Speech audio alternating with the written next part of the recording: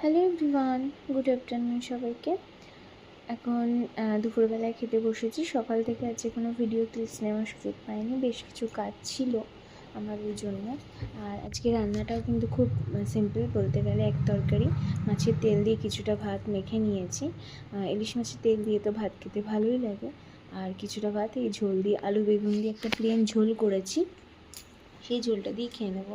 এখানে কিন্তু কোনো মশলা আমি দিইনি, কাঁচা লঙ্কা চিড়ে আর কালো জিরে ফোড়ন দিয়ে আলু বেগুন দিয়ে ঝোলটা করেছি। তো অ্যাকচুয়ালি মাছের ঝাল বা ভাপা বা ভাজাটা খেতে বেশি ভালো লাগে, কিন্তু আজকে সেরকম কোনো কিছু আমার করতে ইচ্ছা করছিল না বলে আমি ভাবলাম সিম্পলের মধ্যে কী করা যায়। তো বাবাই বলেছে যে তাহলে আলু বেগুন দিয়ে ঝোল কর, তো সেইভাবেই আমি করেছি।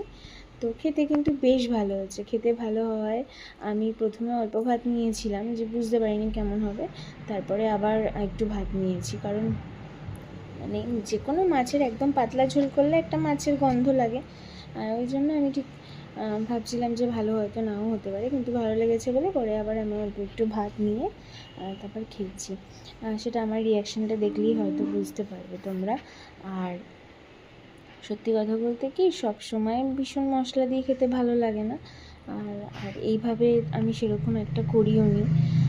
তো ওই জন্য একবার করে দেখলাম যে কেমন হয়। আর লাস্টে মিনির জন্য অল্প একটু ভাত মেখে নিয়েছি। মিনি তো খেতেই চায় না, শুধু মাছ আর কাঁটাগুলো বেছে বেছে খায়।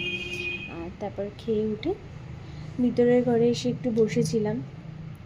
ভিতরের ঘরে এখন যেহেতু একটু ওয়েদারটা ভালো হয়েছে, ভিতরের ঘরে অতটা গরম লাগে না, তো ভিতরের ঘরে এসে বসেছি। আর এই পাশে জানলাটা খুলে দেখছি কি, মানে এত জঙ্গল হয়েছে, টানা কন্টিনিউ বৃষ্টি হলে আসলে যা হয় আর কি, মানে পরিষ্কার করেও ওঠা যায় না। তো পরে হবে সব ক্লিন পুজোর আগে। টাটা।